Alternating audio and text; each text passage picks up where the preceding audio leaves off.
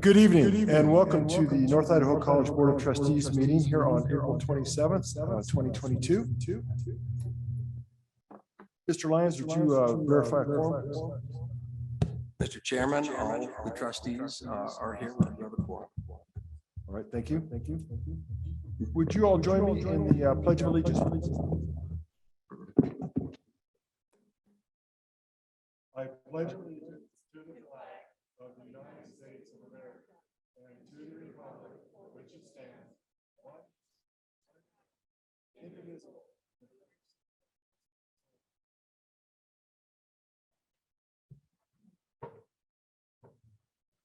We're going to make a slight adjustment to the agenda tonight. A lot of excitement in the air, a lot of folks here in the building. There's some celebration about to happen. So what we'd like to do is we had tenure awards under our new business as tab 5. What we're going to do is go ahead and move it up right now. It seems appropriate to go ahead and acknowledge those folks and have that celebration right off the bat.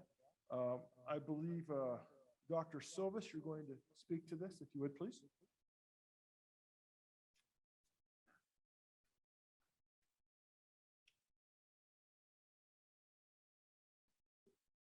Chair Banducci, Board of Trustee members, it's my pleasure to present to you this evening the candidates for consideration of tenure.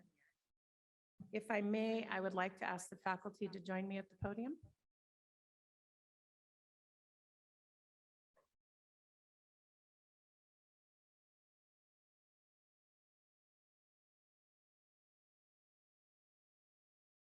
I want to thank the college campus and community for attending and demonstrating your support for these tenure candidates. For those of you who are not familiar with the tenure process, I'll briefly describe it. Faculty hired into a tenure track position are asked to form a faculty evaluation team, commonly referred to as an FET. The team includes at least one member of tenured faculty from their division or discipline and another faculty member who might be from any place else on the college campus. The new assistant professor is evaluated once each semester by the members of their FET and by their division chair. Additionally, new faculty members are evaluated by students in each section of every course taught during the 3 probationary years.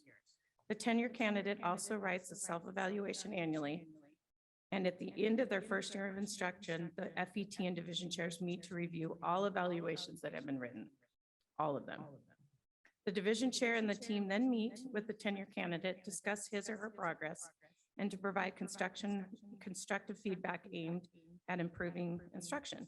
This evaluation and review process continues during each of the 3 probationary years.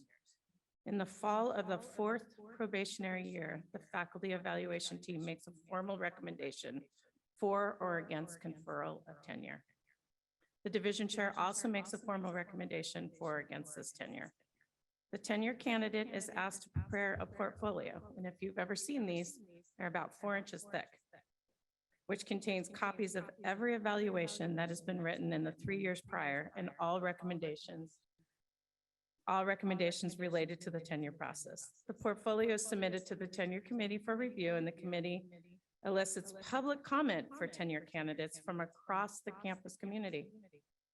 Members of the tenure community review the portfolios, make recommendations to the interim provost for or against tenure. I had the opportunity to read each of the candidates' portfolios. This is a rigorous experience and one that humbles a person if you come from education like I do.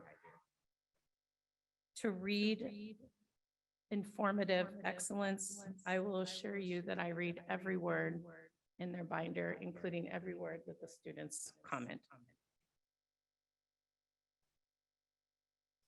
I appreciate that the work that is required to do this and the knowledge that I have gained about each of the faculty members standing beside me. It is one of the best parts of my job, and I feel like at the end, I got the opportunity and the honor to know each of these people very well. Teaching effectiveness is obviously the area of emphasis for tenure review. However, the faculty are also evaluated on educational qualifications, professional growth, ability to meet contractual responsibility, professional ethics, and continued performance. I'd like if I could take a minute to introduce you to Associate Professor Rachel Koch, Professor of Nursing, to read a couple comments. One student remarked, "She knows her stuff. She's clear and concise." Another student said, "Rachel is the best at teaching the material in regard to how fast and how clear she is. When she talks, it's not too slow or too fast. It's clear. She clears up any points of confusion and keeps our lecture on topic. I really appreciate this because she's able to get through the material and has time to answer questions." Standing next to her is Gardunia, Assistant Professor for Physical Therapist. What his students had said about him: "My instructor provided me with the most constant constructive feedback and guidance I've ever had. He is a good, caring instructor who puts his heart into his work."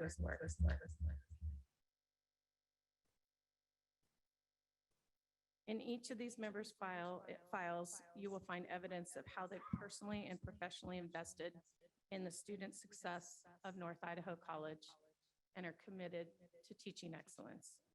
It is my pleasure to recommend to Dr. Sabali, Board Chair Banducci, and all the trustees, the following faculty requesting your consideration for conferral of tenure. Thank you very much, Dr. Silvas. Do I have a motion to confer tenure? Mr. Chair. Trustee Howard. Mr. Chair, I would like to move that the board approve the tenure beginning fall of 2022 for Jonathan Gardunia and Rachel Koch. Thank you. Do I have a second to the motion? I'll second it. Trustee McKenzie is seconded. Are there any comments or questions? Mr. Chair? Trustee Wood. Well, you know, this is a time we always try to celebrate. It's really something we want all of you to strive for, and all of you always do. And we're so proud of your accomplishments and the fact that you really do try to reach the high bar. So congratulations to both of you. It's an exciting time, and I really hope that it means as much to you as it does to all of us. Trustee Howard. A number of years ago, there were people who didn't understand tenure and questioned tenure here, thinking it was lifelong employment and you couldn't dislodge somebody because they got tenure. And this faculty stepped up and in a meeting that we had that was televised to the community, explained how rigorous, how difficult it is to gain tenure. And not only once you gain it, that there's a lot of demands made on you to keep it. So my congratulations to you. I know how rigorous it is because I've seen it, and I'm proud of you, and thank you very much for all you do for NIC.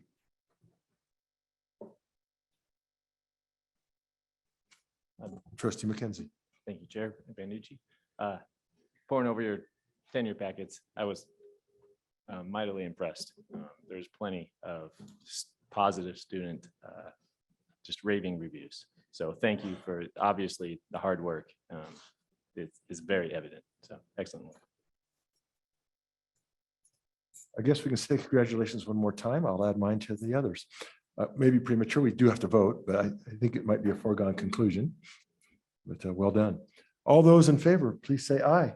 Aye. Aye. Aye. Motion carries unanimously. Well done.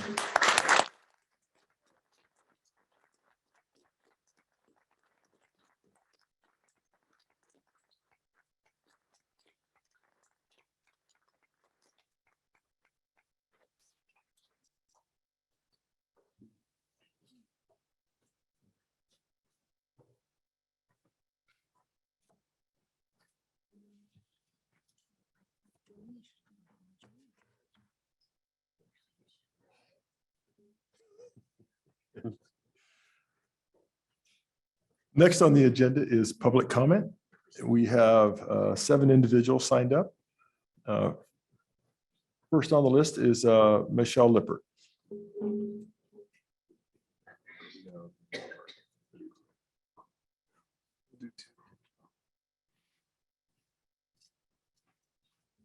Chair Banducci, trustees, administrators, President Sabali. I'm going to address my remarks today towards KTEK and the presidential search. Christy, you're the liaison between the college and KTEK. You and I were actually on the ground floor of the creation of KTEK. You were serving on the Coeur d'Alene School Board. I was on the Post Falls Board. Our superintendents and business leaders came to us with a plan, and KTEK was born. Your passion for education, your willingness to listen to the community, and your commitment to excellence was apparent then, and something great happened. You brought those same qualities to NIC, and great things happened. The college has benefited from your passion, and I and many of us here thank you for that. Ken, you're serving on the Presidential Search Committee. I served on that committee in 2007. Two qualities that are needed for a successful search are wisdom and integrity. You, my friend, have those in abundance. I have seen them exhibited time and time again over the years. I'm going to digress for a moment because you mentioned tenure. When the tenure issue came up some years ago, I was chair of the assembly, you were chair of the board. Your willingness to meet with faculty, to reassure faculty, and your openness did much to improve that process and make it a positive thing for all of us. So thank you for that. And thank you for your wisdom and your integrity.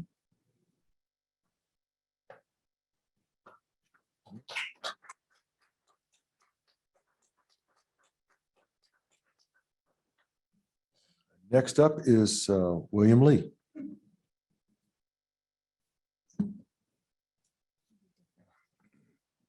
SE trustees, Chairman Banducci. So last month, during the last meeting, we had 10 people apply to fill the vacancy for Zone 5. Out of those 10 people, 4 were put forth as a nomination by half of the board trustees. And on the other side of the board of trustees, they only nominated one person, and they wouldn't budge on that. And I think this is kind of indicative of what's been happening with this board, is that, one side of the board is being blamed for all the problems and saying that they're uncooperative and not willing to work. But here we have 10 great applicants to fill this Zone 5. People of the community actually living in Zone 5. Not just pulled out from anywhere, which looks like that's what's going to be happening with the State Board of Education coming in the next couple of weeks. 10 great applicants that applied to this. And if I was sitting in that seat, I would have chosen any of them. They were great.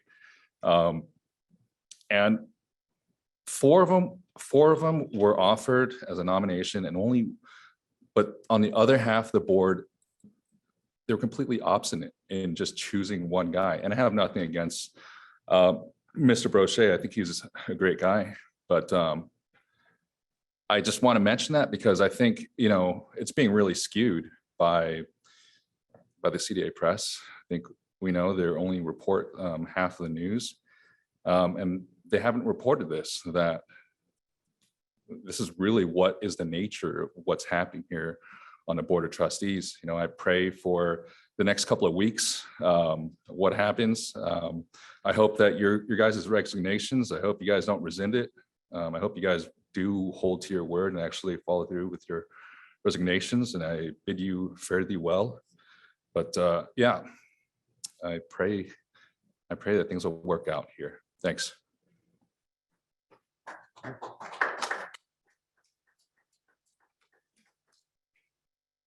Next on the list is Deborah Rose.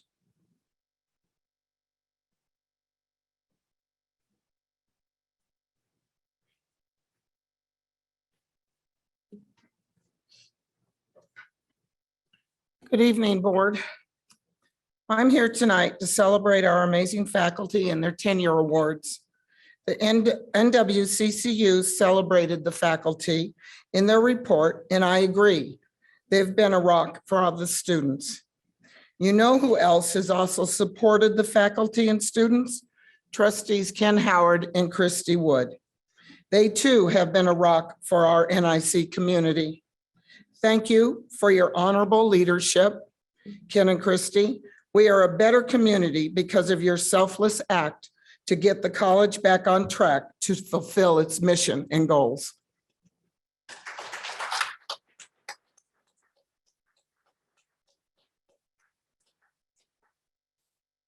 Next up is Carol Lindsey.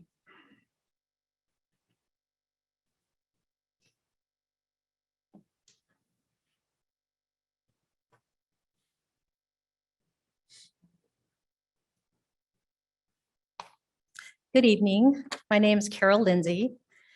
I taught here at NIC for 31 years and am retired. I have always been, and hopefully will always be proud of NIC's remarkable commitment to participatory governance, where students, faculty, and staff have a voice and representation through their respective constituency groups, Staff Assembly, Faculty Assembly, ASNIC, and the College Senate. I was stunned when I learned that the president is prohibiting staff and faculty groups from giving oral reports tonight, instead asking for them in writing so to cool the temperatures of the board meetings. Such a move clearly indicates the president blames faculty and staff for the recent heated meetings, not the behavior of the board. And such action is nothing short of a means to mute employees in a public forum. I looked up the word mute in the dictionary as it pertains to humans and found the following synonyms: silence, gag, muzzle, prevent a group from having voice, sidestep, avoid. For the president to implicate faculty and staff for raising the temperature at board meetings and to mute them at the very moment when the Northwest accrediting body has NIC under a microscope is shameful. And shameful falls somewhere in the dictionary between insanity and stupidity.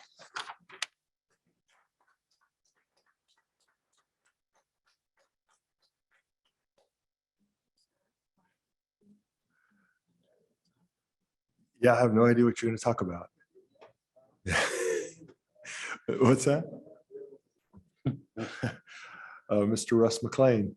As long as it's something on the agenda or close. Well, I'm really here. I'm campaigning for no Nini. That's why I'm here. I want him on this board, Todd. Things have just gotten foobar beyond belief. This lawsuit today, ridiculous. I mean, I've tried to pick my words carefully, be polite, and try to make a point gently because of the lady at the end of the table. Todd, it's time for you to go. Take the bedwetter with you. It's not going to end. Please don't be disrespectful, sir. I'm not. Well, that was very denigrating of one of our trustees. Well, I'm sorry. You know, I mean, freaking joke. It's time to go, Todd. It's run its course. It's done. It's time to go. Take him with you.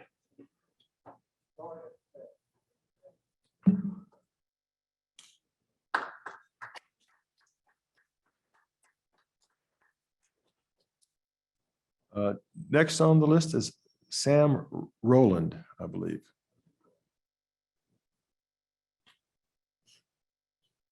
Hi, I'll be speaking for Sam tonight. I'm Sierra Platt.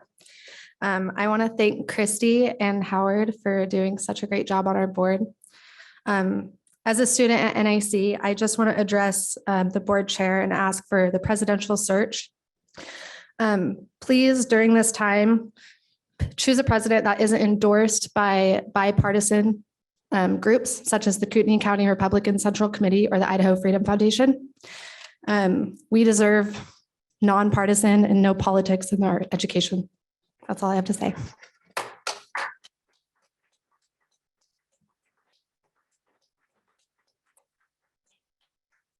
And the last individual, Mr. Howard Coons.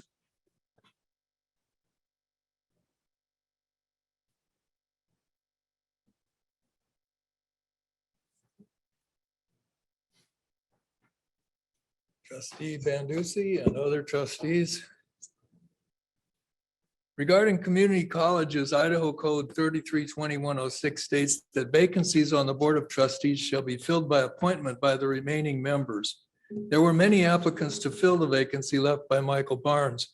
10 people were interviewed by this board, some of whom were willing to come out of well-deserved retirement. Trustees Howard and Woods refused to consider any of them but one. Apparently, the Woods-Howard agenda, the mission as they call it, is out of touch with 90% of the people of North Idaho. If one or the other of Woods or Howard had resigned, the remaining 3-member board would have quickly filled the 2 vacancies, and we would once again have a functioning board representing the interests of our community. But Woods and Howard resigned together, invoking the State Board of Education to fill the vacancies, thus replacing the voice of the community with the choice of the state. In my remaining time, I'd like to read from the Psalms. How blessed is the man who does not walk in the counsel of the wicked, nor stand in the path of sinners, nor sit in the seat of scoffers. But his delight is in the law of the Lord, and in his law he meditates day and night. He will be like a tree firmly planted by streams of water, which yields its fruit in its season, and its leaf does not wither. And in whatever he does, he prospers. The wicked are not so, but they are like chaff, which the wind drives away. Therefore, the wicked will not stand in the judgment, nor sinners in the assembly of the righteous. For the Lord knows the way of the righteous, but the way of the wicked will perish. Let your loving kindness, O Lord, be upon us, according as we have hoped in you.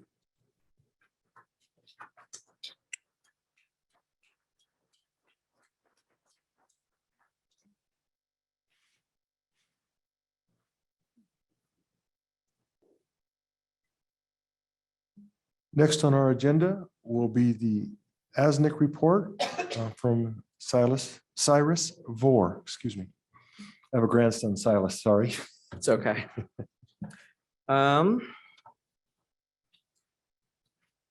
So it's my final board meeting. It's a little bit disappointing not to have a seat at a table, being the one from a constituent group here. I hope that moving forward with future board meetings, there will be a seat for the constituent groups that are here. I do represent the 4,581 students here, so I would have loved to have not just sat in the audience, but sat up somewhere, but it is what it is. Moving forward, ASNIC got a couple things done this month. We have a couple of resolutions. We had our elections this month. So this is the resolution regarding those candidates that we brought on. Whereas the ASNIC student government held elections to determine the incoming officer team consisting of a president, vice president, 4 senators, including 1 dual enrolled senator. Elections were held between April 11th and April 15th, which included an open forum to allow for fair and equal candidate introduction to the student body and open online voting for all students at North Idaho College. Whereas voting took place to decide upon the candidates filling each fall candidate position, and students at North Idaho College were the ones who decided each spot. Therefore, the candidates who were voted in will take their positions once the current ASNIC student government has fulfilled their allotted time, will take their positions based on meeting all position requirements. Our President, Damian Maxwell, Vice President Angel Beyer, Senator Alex Elliott, Senator Lydia Self, Senator Tom Hersey, Senator Vivian Jibrin. The ruling was 5-4-0 against, 0 abstaining. We currently have 2 of those elects here tonight. Damian Maxwell, our President-elect, if you wouldn't mind standing really quick. And Alex Elliott, one of our Senator-elects, if you wouldn't mind standing really quick. Oh no, stand up really quick. Stand really quick. Can I get a round of applause for these guys?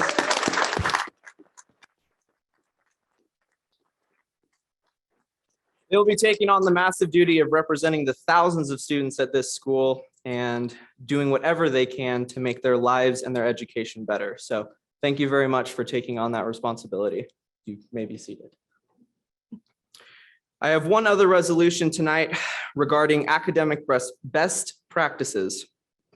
ASNIC felt that it was our duty to put together a list of best practices to put forth towards faculty moving forward to allow the best relationship between students and faculty. It goes as such.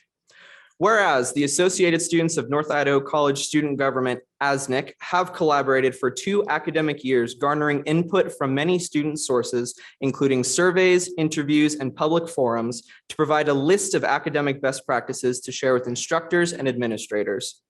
Herein, the term faculty is intended to encompass all instructors teaching academic courses at NIC. These are the policies and practices that students need from their faculty in support of their academic success at North Idaho College. Whereas the ASNIC student government strongly urged the administrators and faculty at North Idaho College to adopt these academic best practices as policies and procedures. Therefore, the list of academic best practices goes as follows. 1, students at North Idaho College are able to provide evaluations for all faculty each semester. 2, North Idaho College has a universal grading scale for all courses. 3, all faculty at North Idaho College actively use Canvas to provide calendar information, access to assignments, and course support materials and timely grading information. 4, department chairs at North Idaho College ensure consistency in outcomes, materials, workload, and difficulty for a course that has different instructors teaching the same subject. 5, faculty at North Idaho College provide timely feedback on assignments and exams to enable students to assess their learning and gain understanding of how to enhance their work on subsequent materials. 6, faculty at North Idaho College carefully identify course materials that are necessary for the successful completion of the course and ensure these materials are actively used in support of student learning. 7, faculty at North Idaho College share all course syllabi in advance of the semester and indicate on each syllabus if older editions of required textbooks are acceptable as substitutes for required materials. 8, faculty record and post Zoom lectures on Canvas to enable an additional means of accessing course content. Ruling was 4-5, against 0, and abstaining 0. That is all that I have. It has been an honor to represent the students this semester. I'm very honored that I got to take on this position. I'm honored that I got to be here at all of these meetings and see how everything is run. So thank you very much for this opportunity to everyone who made it possible.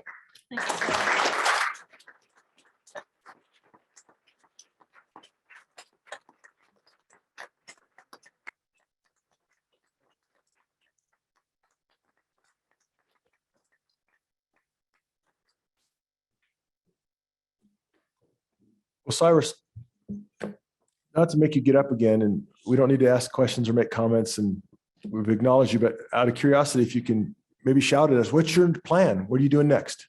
I'm going to Boise State to study political science and film. Good luck with that. You bet. All right. Next on the agenda is the president's report. Chair Banducci, Yes. if I could just could we get a written copy of those best practices to the board so we can consider them for policies? Yeah, sorry. work on that. Trustee McKenzie.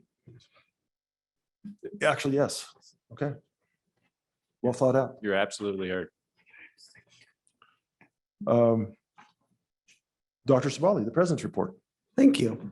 Cyrus, good luck at Boise.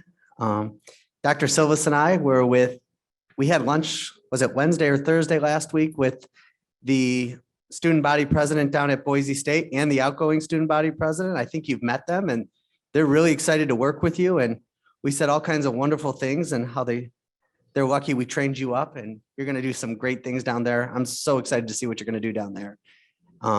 So thank you for everything you've done here at NIC and stepping into that president role in the middle of the year. And really appreciate what you've done for our students. It was nice to be at ASNIC's induction of the officers. Damien, congratulations on being the incoming president. Before I go, do you mind introducing yourself to the board? Damien, why don't you go ahead and go up to the podium? That'd be great. Thank you. My name is Damien Maxwell. I'm the president-elect for ASNIC. I'm double majoring here at NIC in physics and mathematics. All right.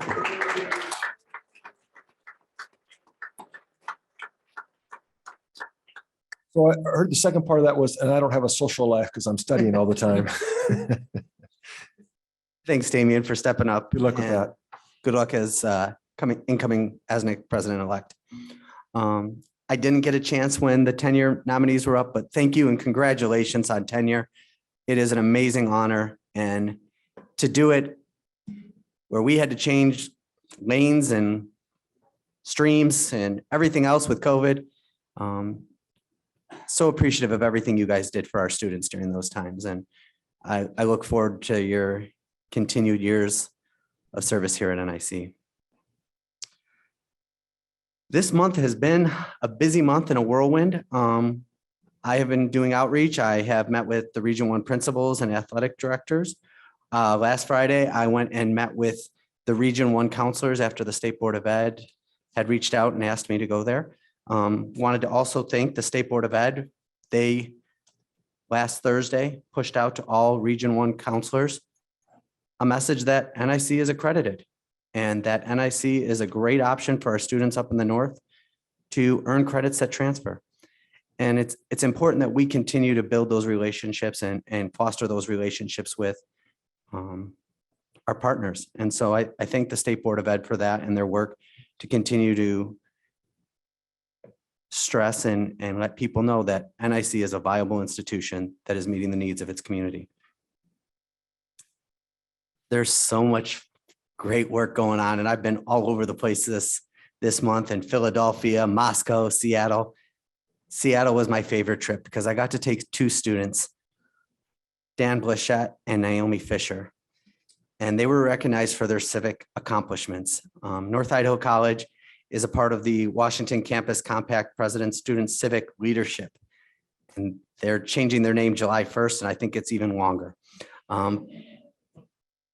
But these students were recognized for the community engagement and the work they do here on this campus and the many great things that we do, whether it's our Cardinal Advocate program or Green Dot or Safe Walk. But we have a lot of students that are doing a lot of good things to make our campus community better. And it was a privilege and an honor to go out there with those two students and for them to be recognized and for them to be around other students throughout the state of Washington that are also community minded and leadership. And so it was great to see, and I wanted to take a moment to recognize those guys for what they do for this campus. Some other exciting news, and this is not out yet, but there will be more information coming out on this. We are going to be receiving a workforce training grant. It's for $524,000 around there for apprenticeship programs. So Vicki Isaacson, Doug Anderson, Rael, and her team have all worked really hard to secure that grant. And I'm really excited to see that coming forward and having more information out here very soon about that. Last week, Dr. Silvas and I presented to the State Board of Ed on NIC strategic planning around completion, college readiness, and recruitment. And I look forward to talking more about that next month with our new trustees as they're onboarding and helping them get up to speed on what NIC is doing. This Friday is another exciting day for NIC. A number of faculty and staff are going to go up to Sandpoint.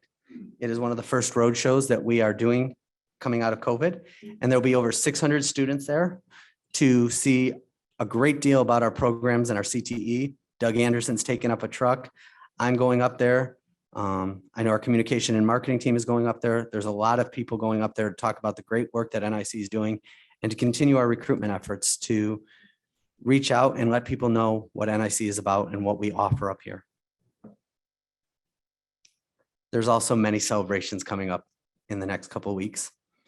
May 5th is the Patrol Academy graduation in this room. If you see 20 to 40 police cars on campus that day, it is not for the State Board of Ed meeting. We're graduating our next generation of law enforcement officers. And I'm so honored to be able to talk at that.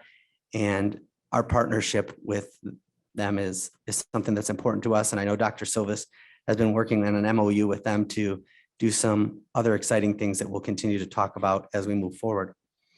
GED graduation is also next Thursday night at 7 PM over in Schuler.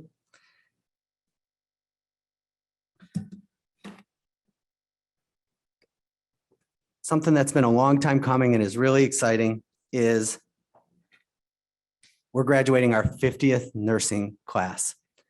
And 2 years ago, we tried to have a reunion for our 50th class of nurses coming in, and COVID messed that up.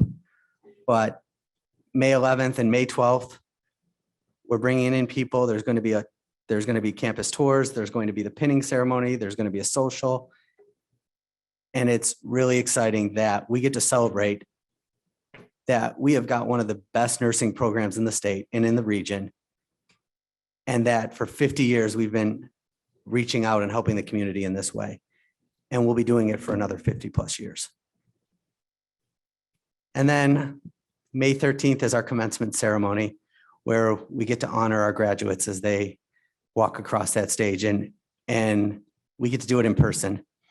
And I'm so excited to be able to shake hands or fist bump or elbow bump or whatever anybody's comfortable doing that night and that day. And we'll have our breakfast awards. It's going to be great to be able to get back into person and interact and celebrate these successes in person. Finally, I'd like to close my report by thanking Trustee Howard and Trustee Wood for their years of service here at NIC. Both of you have provided many years of service, and your impact is noted in the quality programs and in the excellent facilities that we have. This is your last board meeting, and again, I want to thank you for your service and wish you the best of luck. Thank you. All right, thank you, Dr. Sabali. Are there any questions for Dr. Sabali? Anyone, questions or comments or anything? All right. Next on the agenda is the KTEK report. Trustee Wood. Thank you, Mr. Chair. I had my first and last KTEK meeting today. Great group of people, really enjoyed it. They get their meetings done in an hour. Anyway, they had a lot of great announcements today. Quickly, capacity for KTEK, they have capacity for 525 students, and they have 625 on the wait list. They do feel they could easily run more programs. They just received $100,000 from Heritage Health for some expansion, so maybe we'll see some of that soon. The grants that you talked about, Dr. Sabali, the workforce training grants, they have been speaking with our workforce training center, and they're looking at hoping that there's conversations going on, I should say, about plumbing apprenticeships and electrical apprenticeship. And let's see, there was one more. Heavy equipment, thank you. And so that would be something that NIC would be able to offer through grants to KTEK at no cost. And that would be a great service to students out there. Let's see, their welding lab is in process of reviewing plans for expansion. They have a generous benefactor that's going to pay for that expansion. I won't mention his name because I'm not sure if he wants everybody knocking on his door, but very generous benefactor. They today made a motion where they made their part-time welding instructor and their part-time auto collision repair instructor, they made them full-time because of the demand on the programs. So all in all, it was a great meeting, and it was nice to be with them. I wanted to take this time also to thank everyone for these cards and flowers. It's so kind. I really do appreciate it. I can't wait to go read all of these. I appreciate it. I'm in my 18th year, nearly my 18th year. I have worked with several different board members, 6 different presidents, lots of different administration, faculty, staff, student leadership. And when I think back through the years about all of them, they've just made such an incredible difference right here on this campus. So I'm so proud of NIC and all of the people that work here that really do make a difference every day in people's lives. You know, there's always these shiny universities that we should all aspire to go to as transfer students, because they're wonderful institutions too. But community colleges are the workhorses of education. We can all be so proud for really doing the heavy lift for students. I think I'm the only board member, I think, that's actually been a student here on this campus. And so for the students, I want you to know that I've been in that classroom 9 o'clock at night, and knowing that I had to get home, do some homework, do some chores, tend to my family, and then go to work full-time the next day and then come back. And so I know the commitment, and I've never forgotten that all these years as a trustee. And I know how hard the faculty and staff work to help you as you move through your time here. So what I'd say to you is if you're ever in a position where, you know, you have an obstacle, you have to interrupt your education for some reason, I hope you'll always find your way back and find your way back here, because this is an incredibly special place, and they're here for your success. So in closing, I just want to thank everyone I've worked with, the board. I appreciate all the years here. I will miss you. I will come back and watch the meetings and participate in community events. And I'm just really want to express my gratitude to all of you for the time that I got to be here. Thank you.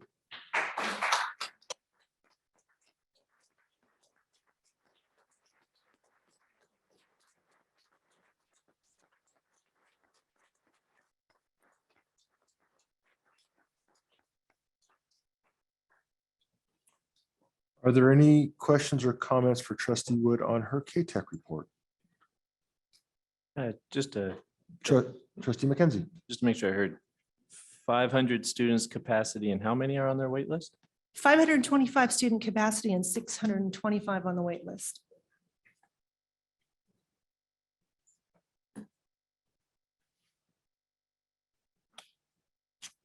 Christy, did they happen to mention any particular programs that had the largest wait listing by chance? I probably should have asked that, but they were so in the moment of their meeting, I didn't want to interrupt, but Oh, that's okay. I was just curious if it was, you know, like diesel mechanics or welding or nursing, or maybe yeah. it's all across the board. Yeah. Don't know what people want to do. Yeah. All right, anything else? Thank you. The next thing on our agenda is the consent agenda. There are 5 items on the consent agenda. I will read the 5 items. There will be no discussion or questions or debate. After I read the 5 items, then we will have a vote of whether or not to approve the consent agenda. And if it's affirmative, then all 5 things are approved. The first is action for approval of the meeting minutes for the March 23, 2022 meeting and the April 6th, 2022 meeting. Tab 1 is an action revised establishment of new positions policy 3.02.02. Tab 2 is an action item revised filing of new and vacant positions policy 3.02.03. Tab 3 is an action to eliminate policy 3.02.04. And tab 4 is an action item to eliminate policy 3.02.06. All those in favor of approval, please say aye. Aye. Aye. I will say aye. Motion carries 4-0. Consent agenda is approved. Under new business, the first item was tenure awards, but we've already attended to that. The next item is tab 6. It's a first reading / action item, the general fund budget for fiscal year 2023, and Sarah Garcia will be speaking to that.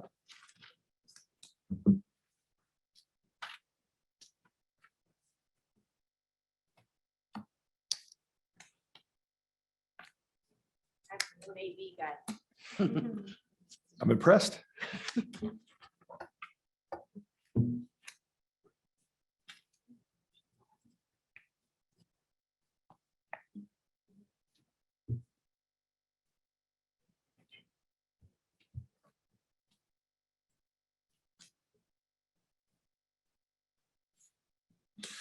And so when we're done with this one, you'll just stay in place. We'll move right on to the next one. Thank you.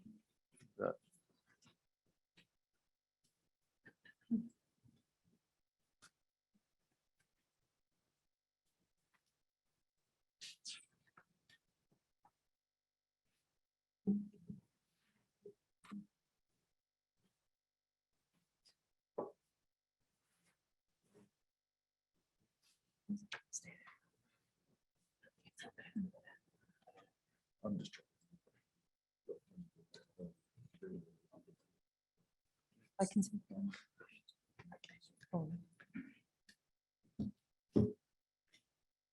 Good evening, Chair Banducci, members of the board, Dr. Spali, and my colleagues. Thank you for giving me the opportunity this evening to present our proposal for the FY23 budget for North Idaho College. As you are all aware, we've had individual meetings with most of the trustees to review this and give them opportunities to ask additional questions and to ensure there's a full understanding of the information that's being presented this evening.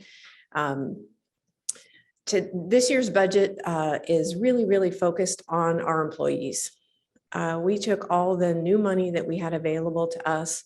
Most of it came from the state of Idaho through the general fund allocation for changes in employee compensation. And we embraced that and used that money to help support our employees, who are the most important part of this college aside from the students.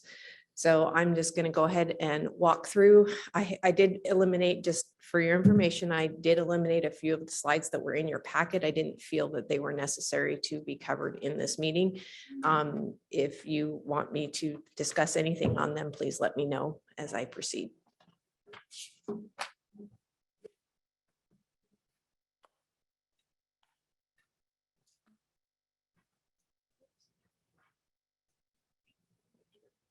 I'll make sure you guys can see that. So this year for our revenue change, we have about a 4.4% change in revenue. That's about $2.3 million.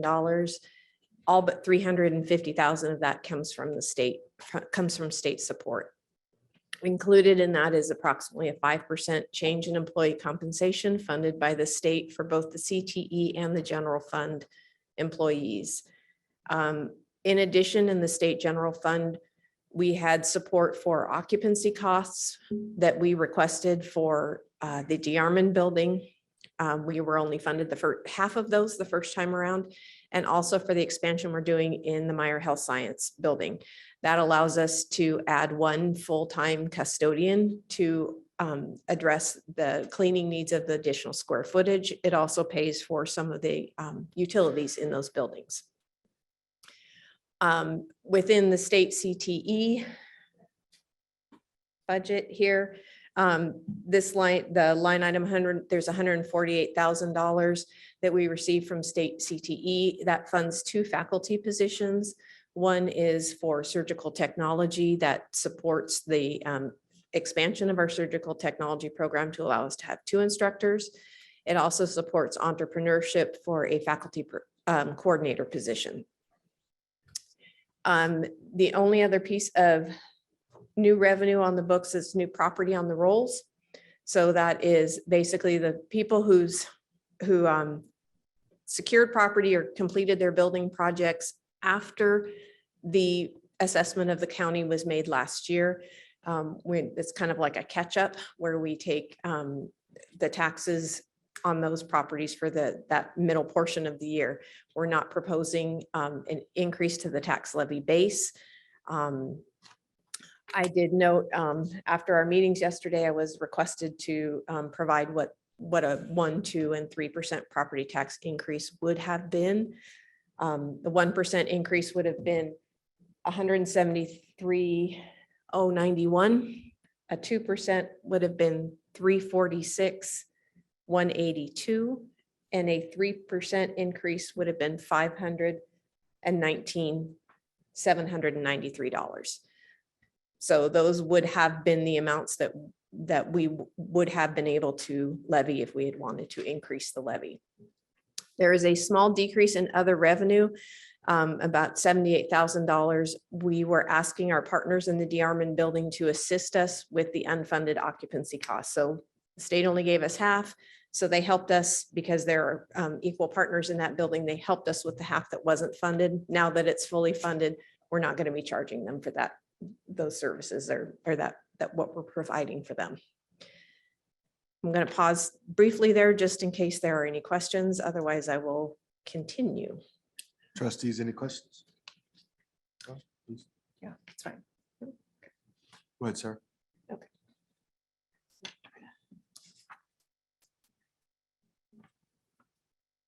So as I said, we're using all of that money with a very small exception to support employees.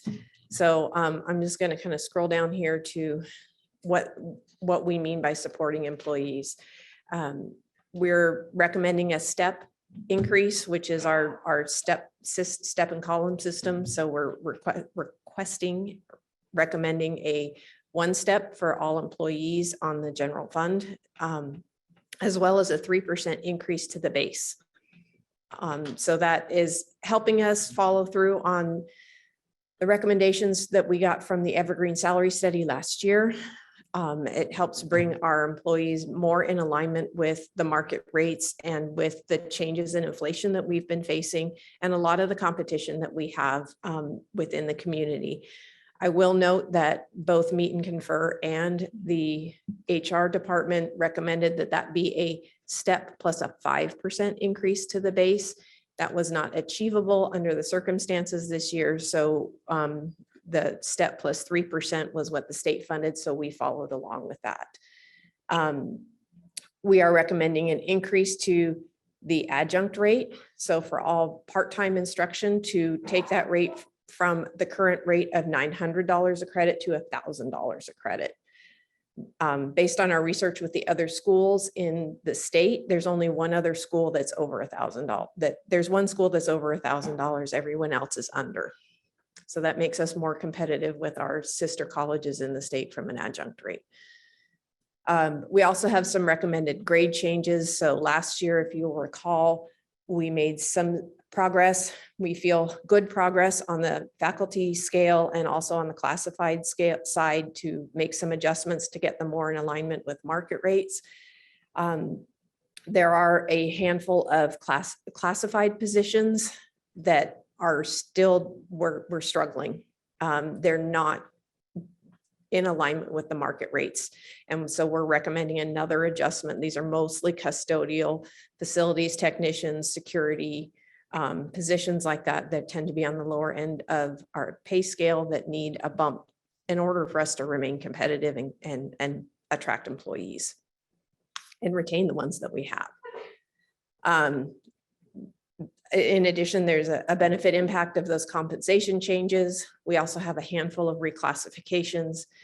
And then finally, the only other thing that we're spending money on is contractual increases. So that's just, there are some contracts that we have that have a 5% annual increase in cost just to cover inflation. And so we're spending about $150,000 this year covering those increases. Mr. Chair. Trustee Wood. Can I ask questions on this section? If I could. Thanks. Sarah, you talked about some staff that are not near the market rates yet. And I think you described maybe as custodial staff, groundskeepers. I just want to mention that several years ago, this board did make a commitment that we would strive always to pay a livable wage. And so I'm glad to hear you say that we're going to move toward making sure we're in those market rates. I did have some questions though, since I met with you, which thank you so much for meeting one-on-one. It is very helpful for trustees. Then I went home and I had my calculator out and I was trying to understand how some of the numbers comport with others. So on page 2 of 19, I see the revenue projection, the change amount, 2,278,833, right? And then on the next page, 3 of 19, revenue over our expenses without the salary impact. That's a little bit different number. And I think the difference was the 234,000. So I was trying to understand why that was a little bit different. But the biggest question I had on the column where we're going to invest in the employees, which I'm on board for. I want to say that right now, I'm on board for that. But we still have to figure out, understand the numbers. So the column didn't total it, but I totaled it, and it was the 2,044,000. But then down below, you have the additional 2% to the base increase is 457,500. Mhm. And the benefit on the additional base increase is 91,500. So when I totals those, we're almost 550,000. And I didn't see that in the total number. So my question is the 549, where is that in the total number? That was for the additional 2%. So that I put that notation on your board packets because I wanted to, I'll make you aware of the fact that the recommendation both from Meet and Confer and HR was to add another 2%. And that was the additional cost for That the would have been the additional 5. 2%. Okay. So that 565,000, we need that in addition to what we currently have to get to that number that was recommended by HR and Meet and Confer. I should have just called you. I spent all day looking for $500,000. I'm sorry. So now it's my fault. I can stop there and we'll come on. Okay. And I do have a formula in here, and I probably messed up my formula in my haste to get something completed in time. So I guarantee you I'm not hiding anything here. We just had, I have a formula error. And Sure. Mr. Chair. Trustee Howard. Sarah, when we had our opportunity to meet with you and get briefed on this budget earlier, one of the things that came up is that we have these step increases and we have annual increases in our salaries, but we're having a decrease in enrollment. Again, we're projecting a 3% decrease in enrollment this year. And it seems to me that there's, at least I have a concern that unless we can get our enrollment increasing, that we are going to have real problems with these step increases and that sort of thing in the future. Would you comment on that? Absolutely. And I believe I've said this to all of the trustees when I met with them, is that this was a gift this year that we got received from the state that I don't anticipate us getting again. And so this is not sustainable to continue to provide these kinds of increases unless we can get our enrollment up. And it is on the top of the minds of everyone on this campus right now to work on getting enrollment back up where it needs, where it's been in the past and where it works best for us. The classes are more full. The students have more people to engage with. It's just a more vibrant area of our environment to be in. So Dr. Silvas is working with her dean team, as I call it, the dean team, dream team, whatever you want to call it. Anyway, she's working with her team, so that includes both student services and faculty. And we are working really hard at trying to identify things that we can do to try to recruit students, but in my personal opinion, more importantly, to retain students. What are the things that are causing our students to have to leave and not be able to come back? How can we connect with our students, and how can we connect with our community better to help reinforce what a wonderful place this is, that we are accredited, that our credits are transferable, and that this is a wonderful place to learn. So we are working very hard on that, and we are using the funds that you all approved last year under our strategic initiatives budget. There's a significant amount of money sitting there that's going to allow us to do that, that will give us options of ways that we can work to try to encourage students to come and to remove some of the barriers that are in place. Sure. You have done a very good job of balancing the budget and getting us something that's workable this year. And I guess I want to comment and have you look down the road a little bit, as you just have, because I see other factors involved in our enrollment. We're getting competition on dual credit, which has been a real growth area for us in past years. And now we're getting competition from U of I and other local institutions that are taking away our students, our dual credit students. So I know this is not your ballpark necessarily in terms of future planning, but I mean, from the numbers, have you seen anything that we could do to try and make sure that we stop the flow of students away and dual credit and as well as the retention that you're talking about? I mean, and again, you're right, this is not 100% my lane, but I am involved in these conversations, so I feel comfortable at least giving you a generalized answer to that from a financial standpoint. In that the same things that we're doing for our transfer credit students, our certificate students apply to the dual credit students as well.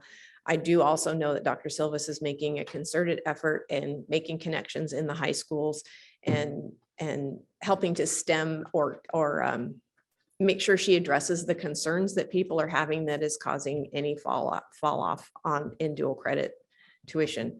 I'm sorry, enrollment. We just got today a list of the high school scholarship graduation ceremonies, and we are all volunteering to go to those high schools when they have their annual end of year celebration and present scholarships and take the opportunity to share the great message about NIC at that time. And so we have plans in place, and we're going to work hard with all our students as we can to try to reaffirm to them how great we are and what the good stuff that we're doing. Thank you. You're welcome. Mr. Chair, Trustee Wood. under this section, since we're talking about employee compensation, I actually had a question for Dr. Savali. When we met, was that yesterday? Yeah. You talked about using end of the year unspent funds that I think we would have to approve moving into the next budget. You talked about bonuses for employees. And I guess I'm trying to understand that a little bit more. I don't know the dollar amount, and I don't know what the criteria is. Sarah, do you want to talk to what we were talking about? So we are working on determining how many already approved budget dollars exist that have not been spent yet this year due to salary salvage because of vacant positions and turnover, to see if we can't redeploy some of those already approved budget funds to recognize the challenges and the stress that our staff and faculty have been through this year. So what can we do to say thank you and to recognize them and to show them that we care and that we understand? Between COVID and lower enrollments and just all the stuff that's been happening on campus, morale is not the best. And we would like to try to use those already approved budget dollars to help try to make a difference with our employees. And then as far as next year, we had discussions about asking for permission to use fund balance to help potentially to offer recruitment bonuses for hard to fill positions, or to have the opportunity to do some additional work with employees in that vein next year. Can you give me a ballpark on the fund balance amount you're talking about for what's left over this year that you would like to see? And I guess I need a couple of questions asked. Is this across the board? Everybody? Yes. Okay, so everybody would get some bit of what's left over out of the fund balance. What we're not looking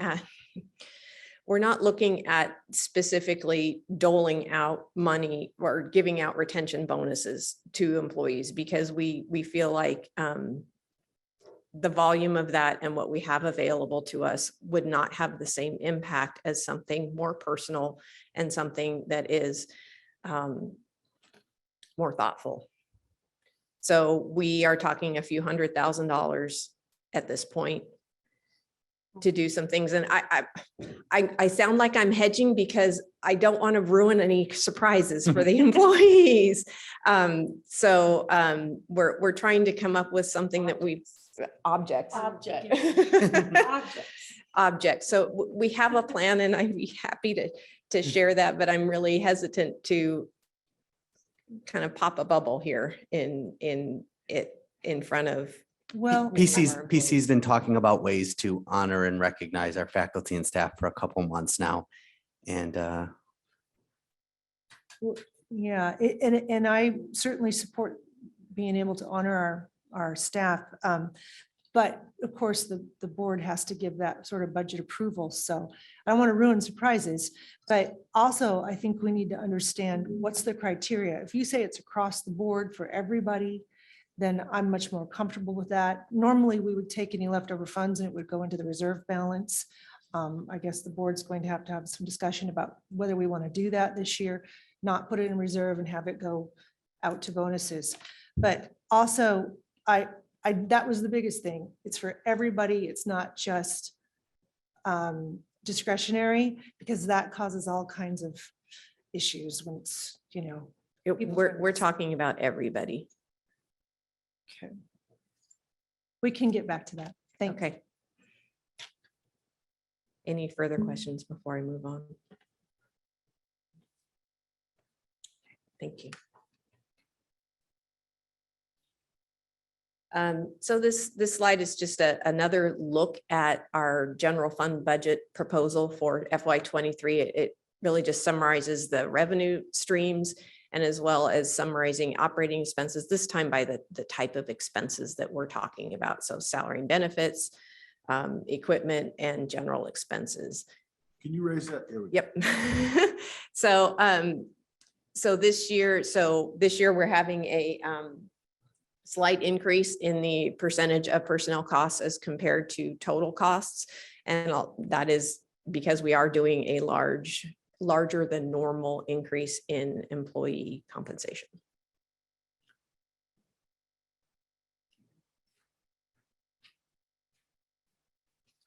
I'm not sure how to do this, help people see.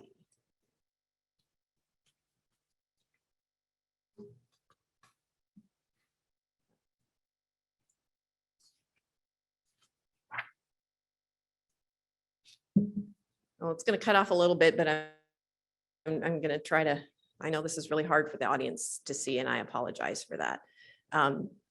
This is just a chart that we've recently created in the last couple of years to kind of show the impact of what we're doing with property taxes over time. This chart covers an 8-year period. Out of the last 8 years, the board has agreed to raise the levy rate 3 times out of the 8 years. The total for that was about $900,000 for over those 3 years.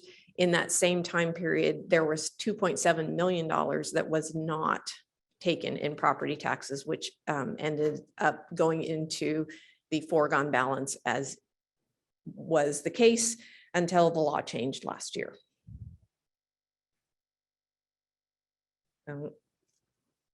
Can the sample taxable home value? Yes. Back in FY16, that was the average home price in the county, correct?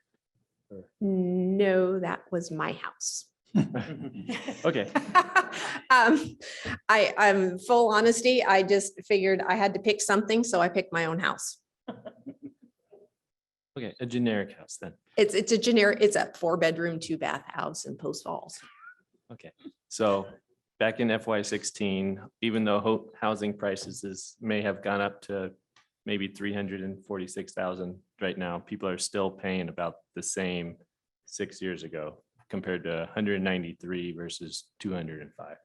Correct. And yes, the value of the home has gone up, but so has the value of the county. So the formula for calculating what a taxpayer pays to the college is a formula based on the total dollar amount that we request as an institution divided by the value of the county.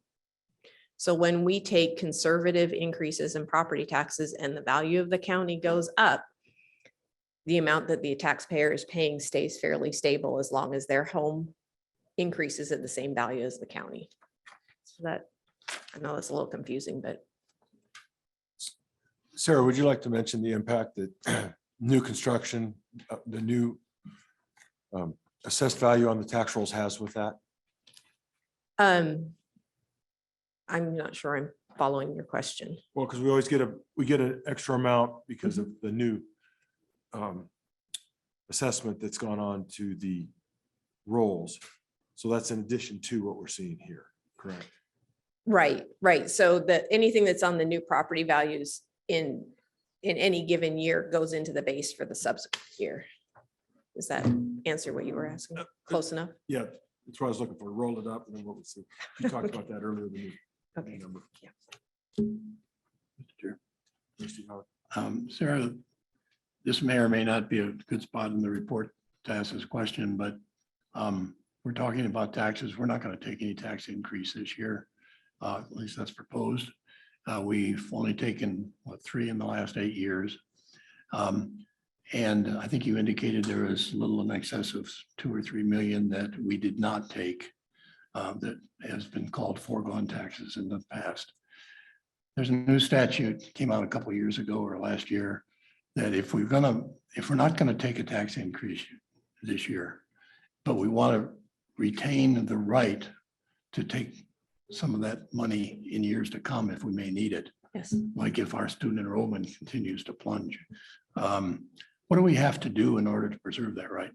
In order to preserve that right to add, so if this year, if the board decides not to increase the taxes, there would be a foregone amount, and I believe it was 500 and something thousand for the 3%. We would need for the board to issue a resolution stating that you want to reserve that foregone balance. And then I would need to attach that resolution to our property tax request form that we submit to the county in September. When do you need to have that resolution? Before I submit for the taxes in September. Okay, thank you. Mr. Chair, just finally, Sarah, since you put your own assessment up there, and that's the average. It's fairly average, actually. Yeah. When I actually, a couple years ago, I took all of the board members, everyone in my office, and a handful of other people who I knew lived in different parts of town, and I averaged it all out, and my house is kind of right smack in the middle of all of them. So I figured it would just be easier to use mine than try to calculate it for 10 different people every year, so. Well, I'm glad you did that for us. So it looks like, not to be too personal, No. but it's about $17 a month for you. Mhm. Yeah. That's a bargain for NIC. I think so. I'm willing to pay that personally. Yeah. My son gets to take advantage of it because he goes to school here, so he gets the benefit of the taxes that I'm paying. I feel comfortable with that.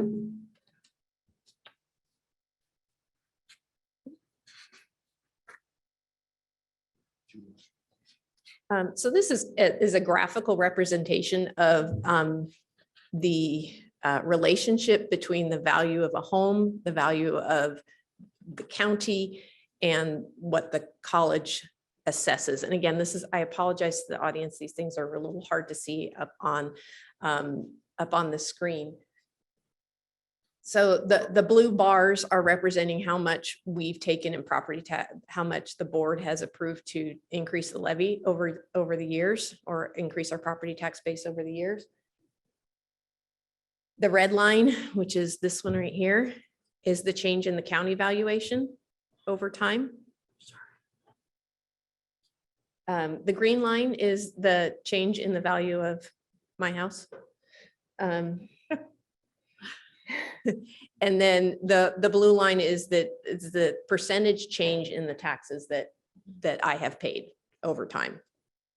So this little number over here, it says 5%. So over this time period, I've paid a 5% increase compared to the beginning in my property taxes. The value of the county has increased close to over 15. This number is 15%, so over 15%. And the value of my home has gone up more than that, over 20% over that time period. So it's just this was meant to show the relationship between the three pieces. So really it's the value of the home and the value of the county that have the biggest impact. That's going to impact your taxes more than what we levy. as far as what you pay. And that was where I didn't ask my question correctly to you. You were talking about how as the valuations go up together, budget comes in and then the formula figures out what everybody shares that. And my point is with the extra new construction, all that rolling up, adding to that, it actually can reduce each of us a little bit too, because the new stuff being added to the formula. Yes. And as well, the taxpayers are going to see a benefit this year. The homeowners exemption went up to 125,000 from 100,000. So I may have taken that slide out, Trustee McKenzie, so I apologize. Oh, no, it's here. There it is. So this slide, again, sorry, these don't fit on the screen. This was an attempt to show that if we were to take a 1% property tax increase, how would that change what the property owners would pay in taxes? With a 3% increase in taxes, a 1% increase in taxes because of the change in the value of the county and the value of individuals' homes, you would only have to pay an increase in taxes if you have a home over $1 million, which is not the average despite what the property papers say and everyone else says. So again, and for those of you in the audience, these slides are available in the board workbook, the board book that is online under the board tab on the NIC, if you have interest in seeing these in more detail. Moving right along, this is a slide that we showed to show the relationship between our enrollment and our sources of revenue. So the green line is the enrollment over time. And then the stack chart shows the different sources of revenue we have. So we've always called ourselves, say we have a three-legged stool: tuition and fees, property taxes, and state funding. You can see over time that tuition and fees has gone from 26 to 20%, which speaks to Trustees Howard's comments about tuition, and that's directly related to enrollment. Whereas the other columns have stayed relatively stable, a percentage here and there.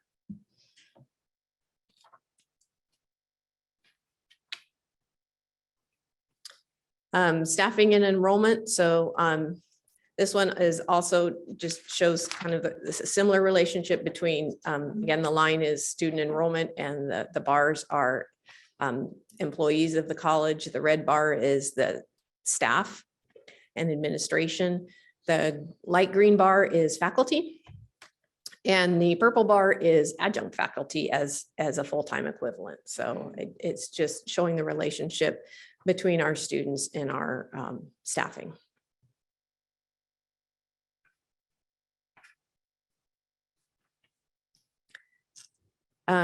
Moving on to tuition and fees. This will be the 5th year in a row that we are not recommending a tuition increase for students. There's 2 reasons for that. One of which is that we are very close to our statutory max on tuition. We have, I believe it's less than $2 available to increase tuition before we would hit the statutory max, which was established in the dark ages. We have also chosen to not raise fees. So we have kept tuition stable for 5 years. And this is just showing you what the students are paying currently, which is, and what they'll pay next year, which is the same as what they're paying this year.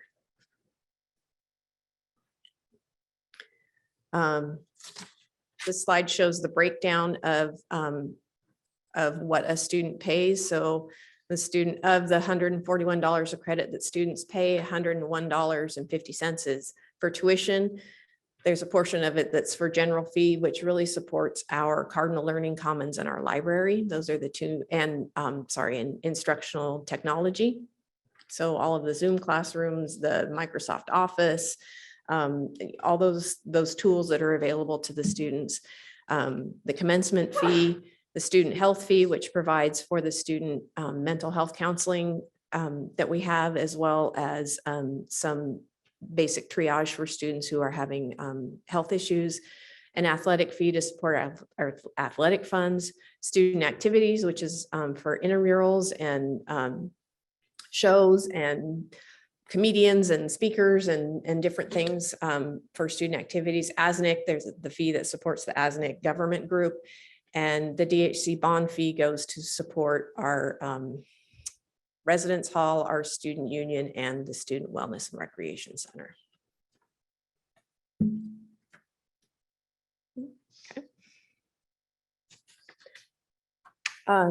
Next up is our plant fund. So the plant fund is where we put all of our long-term and our capital related purchases. This year, there's a small reduction in the plant fund. And most of it is in the rent line. That's because of the next agenda item, which will be a consolidation of our Sandpoint footprint, and which results in about almost $30,000 decrease in our rent expense.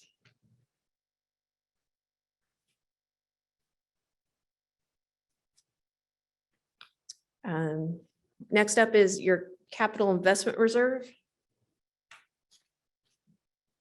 Get that again, I'm sorry for the size. The capital investment reserve, we don't have any capital projects budgeted for in the capital investment reserve for FY23. We are finishing up the Meyer Health Science Building at this time. The state did fund 2 capital projects for us, one for the Diesel Bay remodel in the Headland building, and one for an aerospace or apprenticeship space up at the Parker facility. So I do feel that there is a possibility with the cost of supplies increasing that we may want to request additional funds from the capital investment reserve to support those 2 projects if we're unable to do them in an appropriate manner with the funds that were available to us from the state. So as of now, with the proposal at the end of next fiscal year, there would be a balance of over $11 million in that capital investment reserve. Mr. Chair. Trustee Wood. Sarah, just noting that as a community college, we're pretty nimble. And so if there is a great project that comes along that the new board all decides they want to redo, such as partnership with a baseball field with Coeur d'Alene City, just saying, that's just an example. Anyway, they have the opportunity to revisit any time of the year and look at great projects. Absolutely. And I believe it's on our agenda. We've spoken about it individually and as a team over time about taking another look at our capital plan, our master plan, and reassessing where we are and looking at seeing if it needs revising or not. So that will open up additional discussions and create a possibility for potentially making a decision to start one of those projects with this fund.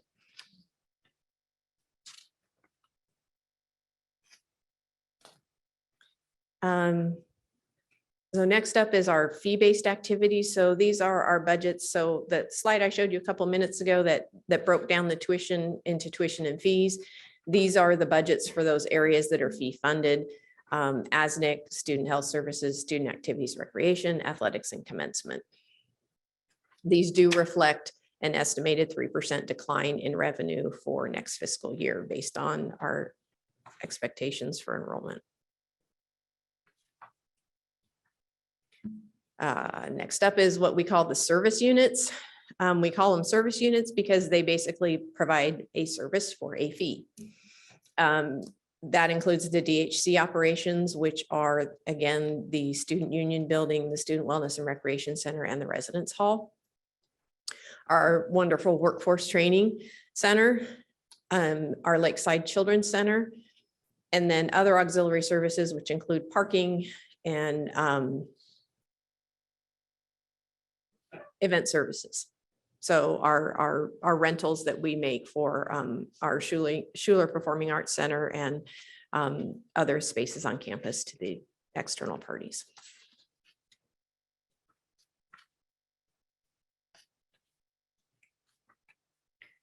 Lastly is grants. Grants is always a hard slide for me because a lot of times we don't know our grant numbers this early in the year. So I used a lot of last year's numbers for the grants. I know area agency will be getting their figures any day now. Head Start has been given some additional COLA money and so they've got their funding rolling. Right now, we don't have a lot of big extra grants. We have a lot of small grants.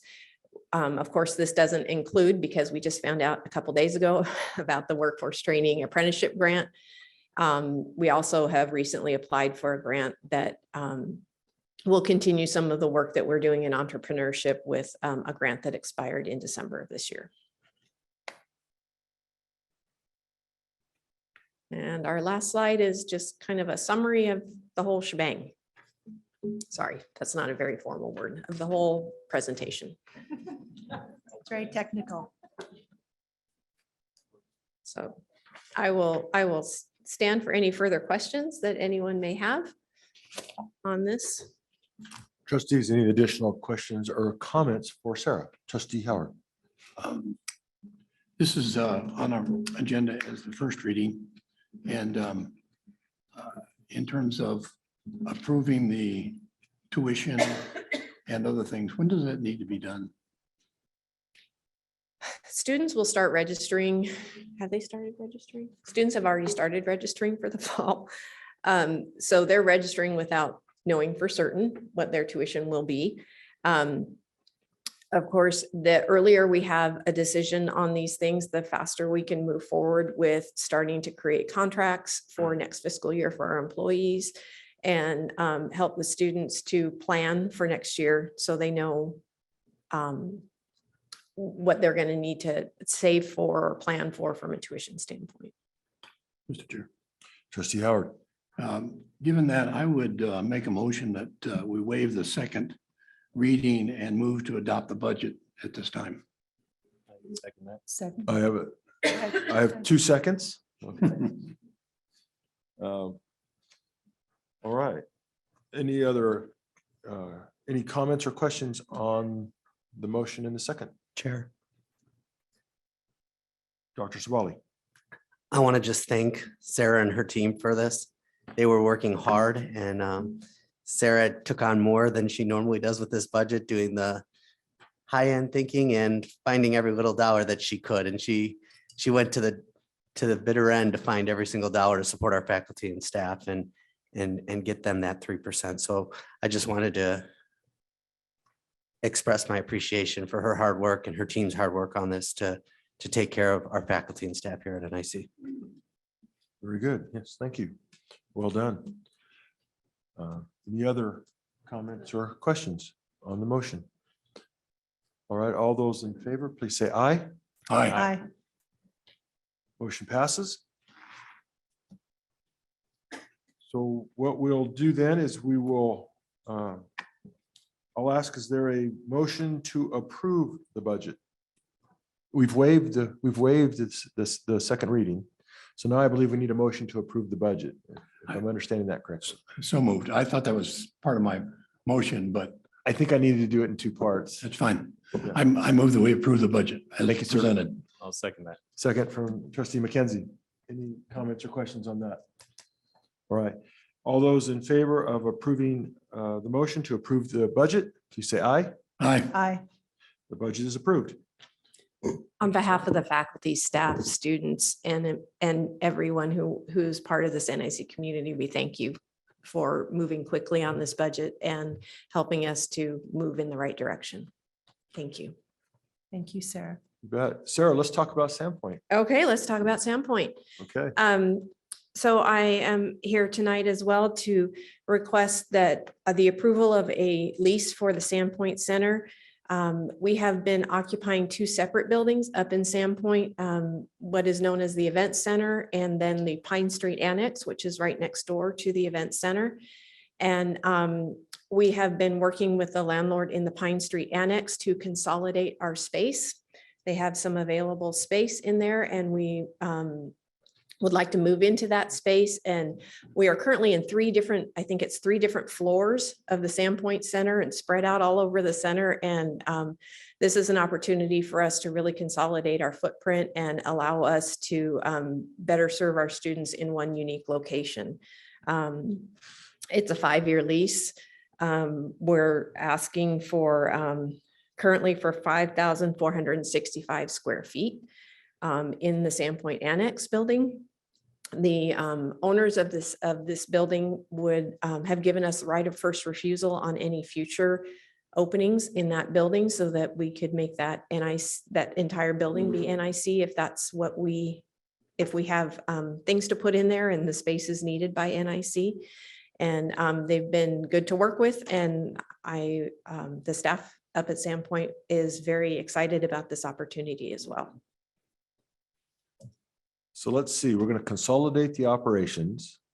We've got the ability to expand, so we have flexibility built in with the user-friendly landlord. Mhm.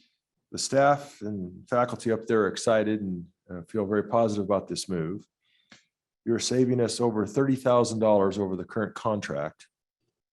So Sarah, tell me the downside. We have 2 months to get moved out of one building and into the other. I appreciate the reality check. Mr. Chair? Trustees, yes. I'm just Trustee curious Wood. if this is something that we should probably consider doing on first reading as well, because of the. It would be much appreciated by both the landlord and my IT staff and facilities staff so that we could actually get moving to help get these people moved in. Trustee Wood, would you like to make a motion to waive I the second will, reading? Mr. Chair. I would make a motion to approve the lease on the Sandpoint Center. I'll make a second. I think I need to waive the second reading. So I'll put that in my motion. Waive the second reading and approve the lease on the Sandpoint Outreach It Center. is listed as an action. Mr. Chairman, if I may, Yes. the motion should be a motion to approve the lease as presented and authorize the board chair to, and the president to execute the lease. Thank you. So moved. Seconded, Yeah, we have to sign this thing. seconded. I have a motion, I have a second. Any other comments or questions on this action item? On the motion? Hearing none, all those in favor, please say aye. Aye. Motion carries.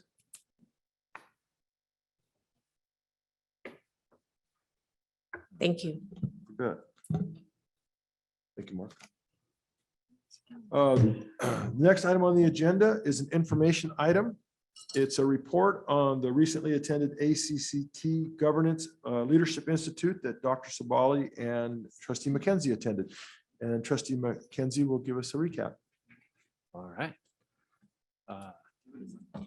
If you recall, last board meeting, March 23rd, President Sabali and I were in Philadelphia. It was a great time. They were great hosts and met really nice people, other trustees. I'll pull up my notes. It was actually, I came away from the conference feeling quite encouraged to know that we're not the only ones to experience troubles. And hearing the stories of split boards is what they called them, whether it be 3-2 boards or 5-6 boards or 7-8s. There was plenty of stories to go around. And there's even a topic about troublesome trustees, though the only difference I'd say in that scenario is most people were talking about one trustee member when I'd say I could describe our whole board as being troublesome trustees. But first off, I got just lots of notes. I think it's worthwhile to share. I can share them as in a board workshop, which I'm looking forward to doing. But some of the most important lessons, I think it's important for the community here too. And one of those things is it's okay to disagree and even encourage to disagree, but just not be disagreeable and to respect each other. And some community colleges have their trustees invited to all committees. That's faculty, any committee, they have a standing invite. So, and engagement is a verb, and we all need to be actively engaged. I know that discussion among some board members, like the past, since we've been elected, I felt sidelined and wanting to engage more with the community. So that's a personal note. So student trustee, one community college, they're describing what's worked for them is they even have a student ASNIC president go into executive session where even they discuss professors. Just when people come to community colleges, it's kind of a trustee's job to basically provide reassurance to the community that what's going on in executive session is proper and done right. And basically what I got out of that was it's also the ASNC president's job to kind of provide that assurance too. And I just thought it really elevated the ASNC president, something for us to consider in the future. Learned about president retention methods, most notably 5-year and 10-year stipends and Mondays and Fridays off during June, July, and just generally when you do have troublesome boards, how burdensome it is on presidents.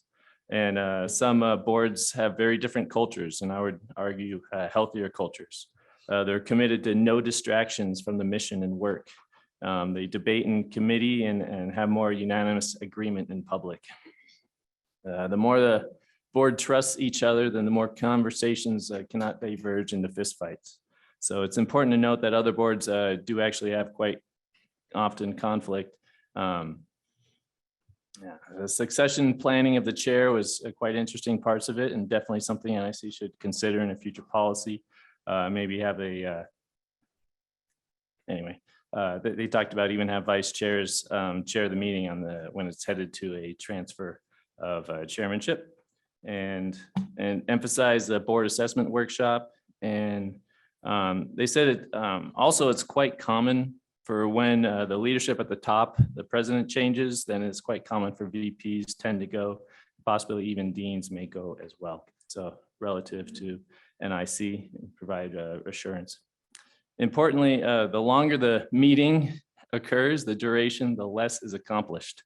Made me realize and honestly appreciate how we've had some of the shortest meetings and most productivity ever since our current president, Sabali.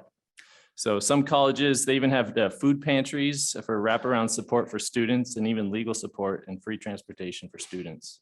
I just thought great ideas for NIC to consider. I know when I was a student, I could have used some legal support several times. And not everyone has the support there for everyone.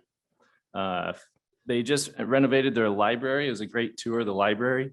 And they had some of these tech rooms to support really the new, what I'd say, the innovation ecosystem of that's just possible out there with podcasts and just new types of industries that didn't exist before. They're adapting quite well. Very, very savvy rooms right in their library, right in their renovated library. It just made me quite jealous and want to propose ideas for NIC. Some boards and presidents during their board workshops, they just conducted drastic what if scenarios for worst case scenarios. We keep talking about going down enrollment, but even just earthquakes or lots of different things, what if scenarios. One more idea that was really good is the VPs, they meet with the ASNC president before each board meeting, and they found more personal complaints would come out then. And let's see, I got more. I know it's been a long night, but it was a great meeting. It's good for the community to hear this. It's a lot of stories actually were shared about how it's possible for an organization such as North Idaho College to be stronger on the back end, especially on public opinion, than when it was going into during all this conflict. Even bad decisions are a decision, and it's better than no decisions at all. So it's better to, they really emphasize just one spokesperson for the board, just have one unified voice. I feel like this board has lacked that. Don't let a crisis pass you by, and it may force you to move the needle in ways that you would never have moved it. So, and obviously no person's bigger than the organization. Board needs to focus on what's best for it, and direct, firm, and honestly top down. So I actually brought up specific examples for NIC to just trying to give voices of wisdom out there, and mention the faculty and staff votes of no confidence in the board chair initially, and then again in the whole board of trustees. And they emphasized, it sounds like this board of trustees are being change agents and addressing a whole model and culture. And just emphasize the unified board of trustees, just be unified with the president to guide through that change. So a couple more, if you bear with me. What you measure indicates our priorities. And the president's trust of the board and the board's trust of the president. If you don't have that, then this work just cannot be done properly. So, and just, they really honestly did emphasize involving the board in the work of the college. So I think that's enough. I'd like to share more in a board workshop when we possibly get our new members. All right. Thank you. Any comments or questions for Trustee McKenzie? All right. Thank you for your report. The next report is the presidential search update. That'll be Trustee Howard. Thank you. We have had, we advertised for applicants and received 57 applications. We had a meeting of the search committee, and during that search committee meeting, we passed 11 on to the next stage, the interview stage. That will be conducted over a several-day period because there's 11 of them.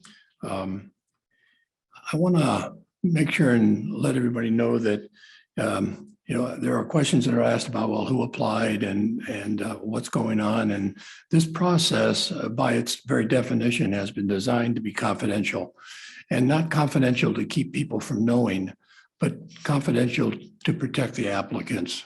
A number of applicants will apply from different locations around the country.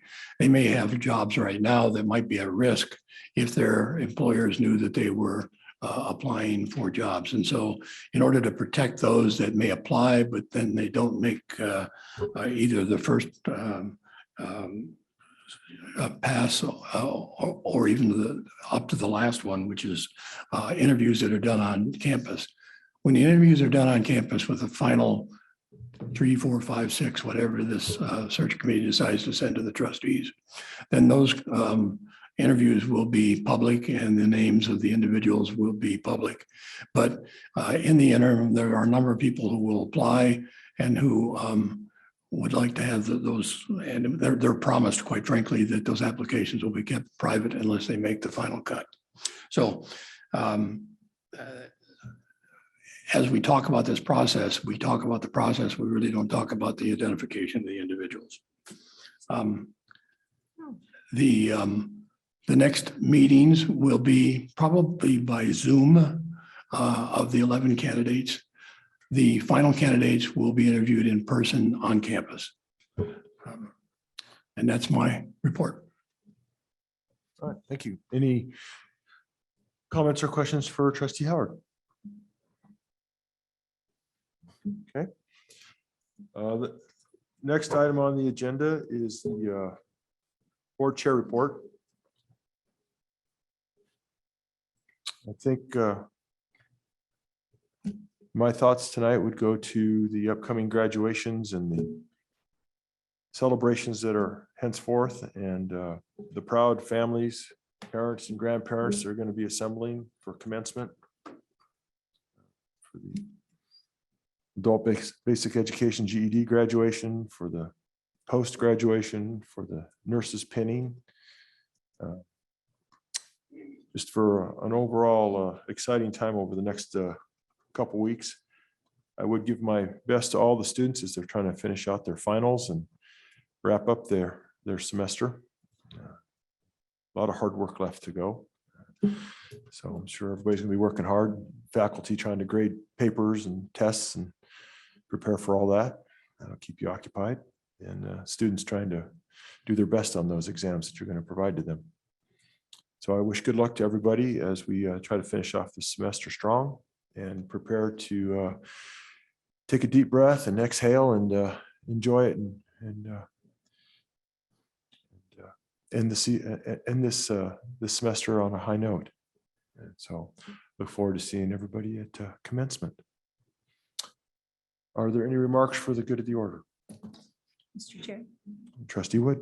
Dr. Sabali just reminded me that it's Administrative Professional Day, and I'm glad you did. Shannon, I really want to recognize you specifically. We met 5 presidents ago, and you have been amazing. Well, we count interims and acting. You've been just solid. You've been such a a true professional for this board all these years. And I just admire you greatly. Thank you.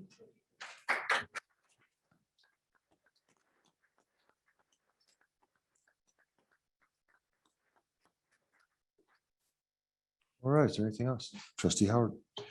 And I'd like to add my thanks to you. Over the years, when I was chair, so many times you made me look good when I didn't deserve it. And I do appreciate all the hard work that you put into assisting the board over the years. It's been almost 12 years now that I've been a trustee. And you can look back over those 12 years, quite frankly, and think about things like putting up the Parker Center, which was a big deal. Developing our Sandpoint presence, which was really an important part of expanding NIC out to the 5 northern counties and the other outreach programs that we've had. The Meyer expansion that we're doing in the process of, the DeArmond building. We are entered into a partnership with Coon Environmental Alliance and put in the community garden, which has just gone on to bigger and bigger things. And I think about all those things, and I think about mostly are the people. Because as a board member, we show up once a month. We may have other things that we do in between, but basically we listen to what you're all doing. We applaud what you're doing. We assist you in what ways we can by passing budgets and that, but really the efforts of this community and this college are all advances that are made by the people who are the faculty and staff and the members who make up the college. And there's no way for me to adequately thank all of you for making my experience as rich as it has been. Because I'm able to be, I've been able to go to basketball games and soccer games and plays and music. And there are all these aspects of NIC that make you feel part of it, make you feel part of it as a community, as a family, that we're all working together to make our community better. And I see all the efforts that are put in by everybody over the years. And so as I sit here in my last meeting, probably I want to say to all of you and all of you who are hopefully watching on TV, this is a great institution. You know, we need to understand what a great component it is in our community, that it brings so many aspects of life improvement to NIC and the 5 northern counties. So I want to thank all of you for doing that and for being part of that and letting me be part of it. Thank you.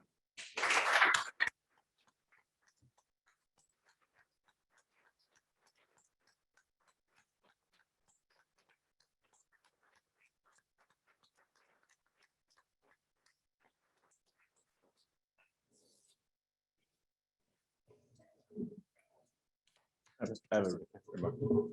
Trustee McKenzie. I just want to say, Shannon, thanks a lot too for you're doing a great job. So I know she's helped me a lot too. Anything else? Thank you to the board tonight for waiving a number of second readings and taking care of the budget and the lease and tenure for our faculty and staff. It's much appreciated, and we wish everybody the best of luck. I'm right there. Do I have a motion to adjourn? So Mr. Chair, yeah, I'll second it. Motion and a second. All those in favor say aye. Aye. Aye. Motion carries. We're adjourned.